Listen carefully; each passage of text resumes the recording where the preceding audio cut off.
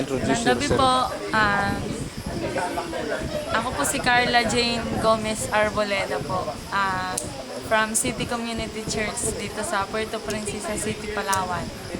Um, Blessed na blessed po ako sa mga nangyaring seminar po ng spiritual warfare po na dito ko po na marami po akong natutunan. Pasalamat ako sa Panginoon dahil dati po akong traditional Christian. Traditional Christian. Ngayon ko po na realize tsaka natutunan na pwede palang i-exercise yung Angel of God, tapos yung power ng Holy Spirit, Yung authority mo. authority ko bilang anak ng Panginoon.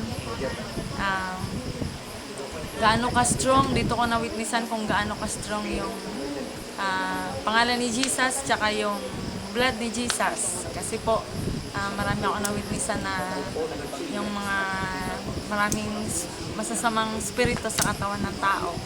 So, dito po, na-realize ko talaga na mahal ako ng Panginoon dahil naka-experience ako ng ganito. So, gusto ko pong maging strong pa, strong at gamitin yung authority ko bilang anak ng Panginoon. Thank you po and God bless po. God bless din. Ano ang masabi mo sa Ambassadors of Christ team? Iba po pala pag spiritual warfare na ganitong preparation.